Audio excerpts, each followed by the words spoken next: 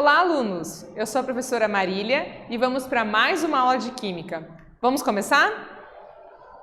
Então, os objetivos da aula: revisar o conceito de eletrólise, conhecer as leis da eletrólise e praticar o conhecimento com atividades e questionamentos. E as perguntas? Será que existe relação entre a eletrólise e a eletricidade? Você sabe o significado do termo quantitativo? Vamos responder essas questões durante a nossa aula. Então vamos lembrar um pouquinho. A eletrólise ocorre por meio de uma reação não espontânea de oxirredução, em que a energia elétrica é transformada em energia química. Na eletrólise, diferentemente do que ocorre nas pilhas, é preciso fornecer corrente elétrica mediante um gerador. Então, se na pilha a gente tem o surgimento de uma energia elétrica através de uma reação química que acontece lá na pilha, para a eletrólise eu preciso que essa energia venha de uma fonte externa para que daí o processo aconteça. A eletrólise é regida por leis relacionadas à massa e à quantidade de energia consumida durante o processo, que foram estabelecidas pelo físico-químico inglês Michael Faraday, publicadas em 1834. Então, Faraday ele foi um físico-químico inglês de grande importância tanto para a física quanto para a química. Comumente, ele é citado devido às contribuições realizadas à história da ciência, devido à realização de vários experimentos e estudos que contribuíram para a compreensão e a aplicação da eletricidade, tais como a criação do motor elétrico, do gerador elétrico, do transformador, bem como a descoberta da indução eletromagnética e as leis da eletrólise. Então, no período aí, que o Faraday estava no auge do seu estudo, era a época das grandes invenções em relação à eletricidade. Então, estávamos saindo de máquinas a vapor e começando a fazer os primeiros motores elétricos e trabalhando na eletricidade, que até há pouco tempo atrás, antes do Faraday, era quase como uma mágica. Então, os estudos deles foram muito importantes para que a gente pudesse calcular e desenvolver todas as coisas tecnológicas e elétricas que temos no dia a dia, que temos atualmente. Em colaboração com William Wellman, elaborou a nomenclatura que ainda é utilizada na eletroquímica, como os termos eletrodo, ânodo, cátodo, íon, ânion, cátion, eletrólido e eletrólise. Com o avanço científico e tecnológico, alguns desses termos tiveram conceitos e significados aprimorados, mas a gente continua usando as mesmas palavras. No ensino de química, o nome do Faraday é relacionado às chamadas leis da eletrólise. E aqui a gente tem uma imagem, então, do Faraday.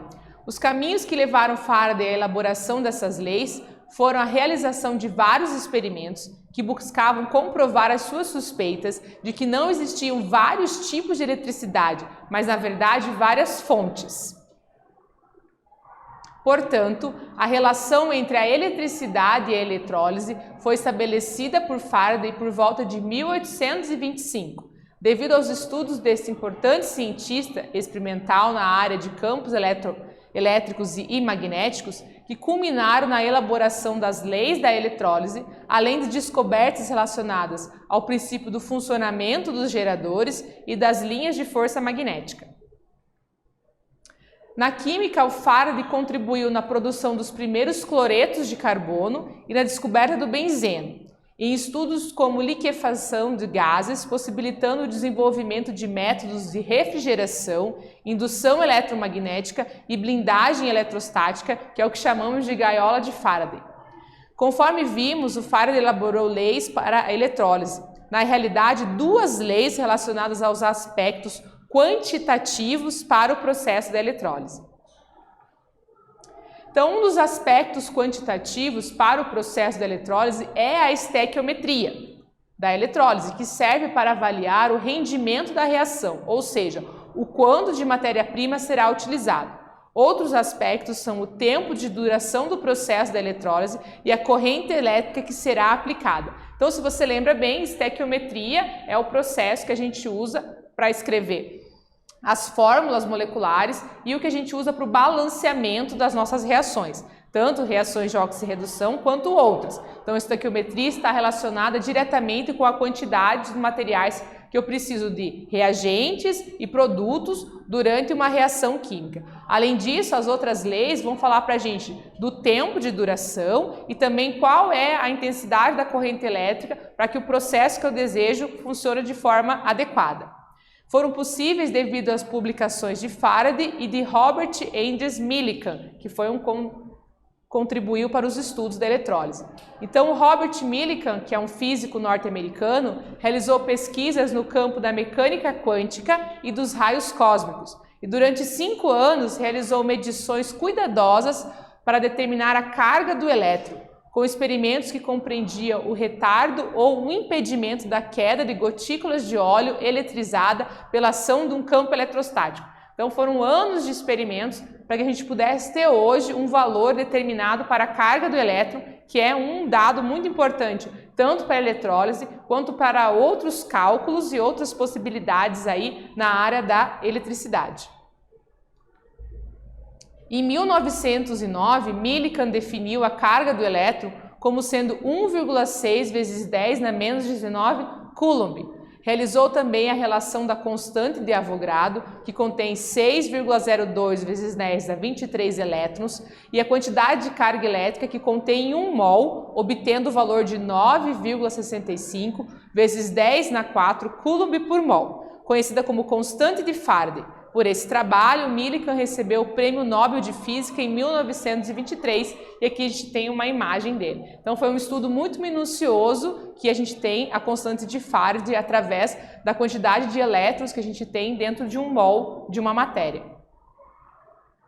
Assim, as leis da eletrólise elaboradas por Faraday, que permitem a realização de cálculos dos aspectos quantitativos mencionados. Então a primeira lei fala o seguinte: durante o processo da eletrólise, a massa de uma substância formada ou transformada é diretamente proporcional à quantidade, de carga elétrica que permeia a solução de um sistema de um eletrodo a outro. Então a gente está falando da massa da substância formada, que muitas vezes é o que a gente está buscando, como nos processos da galvanoplastia, a gente quer uma massa formada que vai se depor em cima de uma peça, por exemplo, proporcional à quantidade de carga elétrica que está envolvida na solução da eletrólise. E aí o enunciado dessa lei pode ser expresso por essa forma: M igual a K vezes Q, onde M é a massa da substância, o K é a constante de proporcionalidade e o Q é a carga elétrica. E ainda a carga elétrica pode ser calculada dessa forma: Q é igual a I vezes T, onde I é a corrente aplicada, o T é o tempo e o Q é a carga elétrica. I representa a unidade de corrente elétrica ampere, e o produto vai ser ampere por segundo, e ampere por segundo é Coulomb, C maiúsculo é o símbolo. A segunda lei é possível relacionar a quantidade de matéria, que é o N, de elétrons que participam da eletrólise com o coeficiente das semirreações anódicas e catódicas, corretamente balanceadas, para determinar a massa da substância formada ou transformada por meio da eletrólise. Então a gente tem essa relação aqui, que 1 mol de elétrons é igual a 6,02 vezes 10 na 23 elétrons e 1 Faraday é igual a 9,65 vezes 10 na 4 Coulomb.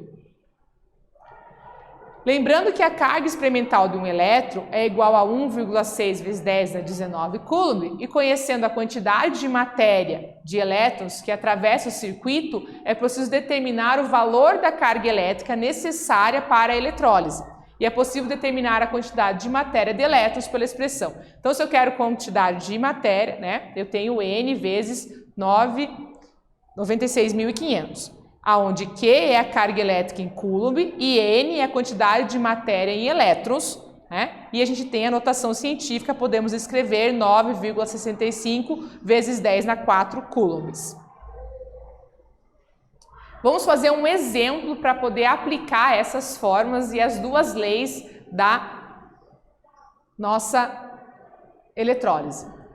Vamos para o exercício. O alumínio Al é obtido eletroliticamente a partir da alumínia, que é o Al2O3 fundida. Então, um processo para a gente ter um óxido, né, que tem alumínio, através da eletrólise para obter o alumínio puro. Durante a eletrólise, o íon Al3+, é reduzido no cátodo Al0. Supondo-se uma célula eletrolítica funcionando por 30 horas, na qual circulou uma corrente de 50 A, temos o valor da constante de Faraday, a massa em gramas de alumínio depositada no eletrodo será de aproximadamente, e o dado do exercício é a massa atômica do alumínio, que está lá na tabela periódica, 27 gramas por mol. Então, para a gente saber o quanto de alumínio que vai ser produzido nesse processo, a gente faz o seguinte.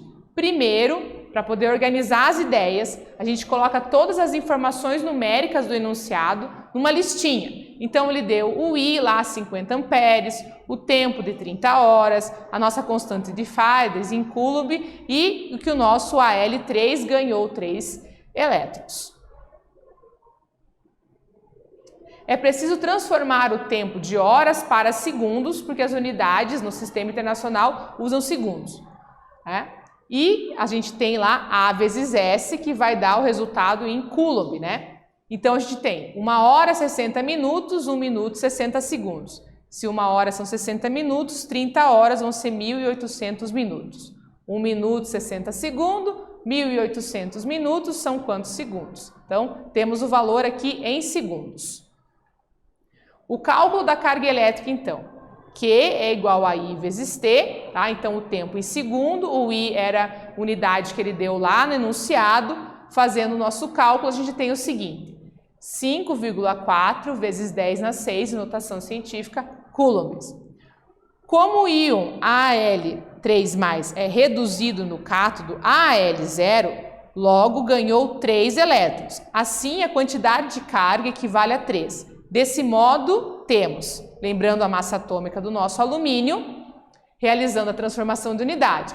Então, 3 vezes a constante de Faraday que a gente tem ali é igual a 27 gramas. Se eu conseguir esse valor de carga, quantas gramas eu vou ter? Uma regrinha de 3. Fazendo o cálculo, eu tenho então 504 gramas de alumínio depositadas no cátodo por meio do processo da eletrólise, que era o que o exercício estava pedindo. Agora é a vez de vocês fazerem um exercício sobre esses termos. Quanto tempo é necessário para que se deposite 25 gramas de zinco em uma eletrólise de solução aquosa de cloreto de zinco realizada com uma corrente de 2 amperes? E a massa atômica do zinco está nos dados do exercício. Agora é com vocês.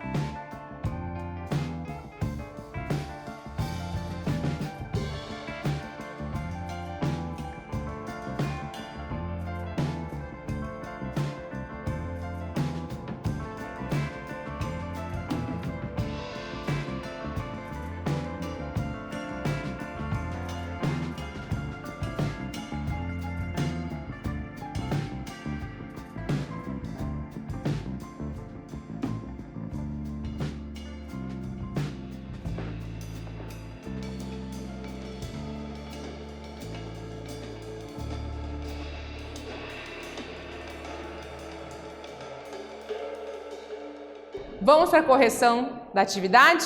Olha só. Usamos a fórmula da lei de Faraday, que é o Q igual a I vezes T, e já podemos fazer a inversão, porque estamos buscando o tempo aqui nessa história, né? Então vai ficar Q dividido por I. Mas também não sabemos o valor de Q, que é a quantidade da carga elétrica. Então vamos descobrir por meio da seguinte reação catódica, que é o que vai acontecer nessa eletrólise. Então o zinco, que é 2 mais 2 elétrons, vai se transformar no zinco zero. Então aqui a gente tem 2 mols e aqui temos 1 mol. A massa atômica do zinco é 65,38 gramas por mol. Então 2 mols de zinco, de elétrons, formaram 65,38 gramas de zinco.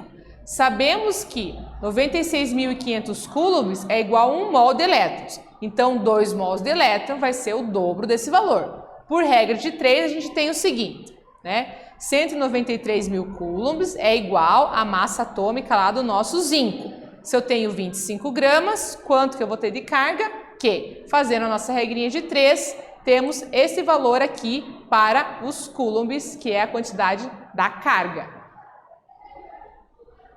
Agora podemos aplicar esse valor na equação da lei de Faraday para a eletrólise. E aqui, como a gente já tinha transformado essa nossa equação para que o objetivo seja o tempo, a gente vai dividir o valor da carga pelo o valor dos amperes que ele estava enunciando lá. E aí, como a gente tem coulomb aqui em cima, o valor do tempo vai ser me dado em segundos. E essa notação fica muito difícil de entender quanto tempo realmente levou. Então a gente pode fazer a transformação, que 1 hora são 3.600 segundos, o valor de segundo encontrado, qual seria então em hora? Fazendo a regrinha de 3, aproximadamente 10,2 horas é o tempo, correto?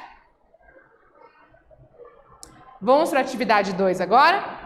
Uma solução aquosa de nitrato de prata foi eletrolizada durante 1 hora, sabendo que a corrente elétrica que circulou pela célula eletrolytica foi de 2 amperes, determine a massa de prata depositada no cátodo e a massa atômica da prata está no dado do exercício. Agora é com vocês.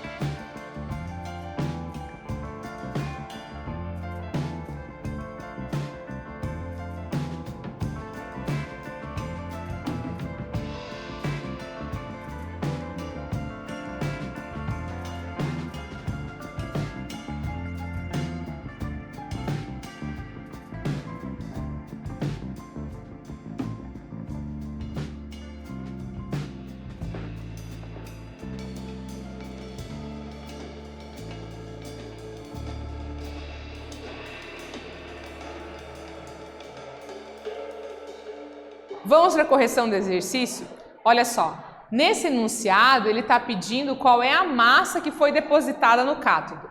Então vamos lá. Então, o nosso nitrato de prata é o AgNO3 e a reação que ocorre no cátodo é o seguinte: Ag+, mais um elétron vai formar o Ag0, que é a prata metálica. 1 mol, 1 mol. Como a gente tem o valor de 1 mol aqui, né, representado nos nossos coulombs, e a massa molar da prata aqui que ele deu no dado do exercício. Para fazer uma relação de regra de 3 e descobrir a massa que foi formada nesse caso, precisamos descobrir primeiro a quantidade de carga elétrica e aí a gente vai usar a expressão, né, Q igual a I vezes T. Então, o I ele deu no enunciado 2, né, tempo aqui, e temos 7.200 coulombs. Assim, fazendo a regrinha de 3, se este valor aqui está relacionado a 1 mol, né, que é o valor de massa em gramas para 1 mol de prata, se eu tenho essa quantidade de coulomb, quanto de massa corresponde a isso? Regrinha de 3, a divisão entre os valores, então a massa depositada vai ser 8 gramas. Pensando sobre a aula, temos uma reportagem aqui que fala o seguinte: medalhas olímpicas foram produzidas com lixo eletrônico reciclado. A reportagem completa está lá no QR Code, vamos dar uma olhada em alguns trechos. As medalhas da Olimpíada de Tóquio foram produzidas com o uso de metais reciclados de aparelhos eletrônicos, a partes de computadores, celulares, tablets, câmeras digitais, monitores e outros dispositivos em meio ao material utilizado na confecção. Entre abril de 2017 e março de 2019, foram coletadas mais de 78 mil toneladas de lixo eletrônico nos países sedes, somando mais de 6 milhões de aparelhos quebrados ou antigos, segundo o Comitê Olímpico Internacional. Deste material foram extraídos 35 quilos de ouro, 3,5 mil quilos de prata e 2,5 mil quilos de cobre, que vieram principalmente de computadores e celulares descartados. O modelo de ouro, que é o mais cobiçado pelos atletas, que pesa 556 gramas, é feito de prata reciclada e coberta com apenas 6 gramas de ouro. Já a medalha de prata pesa 550 gramas de prata pura e a medalha de bronze tem 450 gramas e é composta por um latão vermelho, 5% zinco e 95% cobre. Nessa aula, a gente revisou o conceito de eletrólise, conhecemos as leis da eletrólise e praticamos o conhecimento com atividades. Espero que vocês tenham gostado e até breve!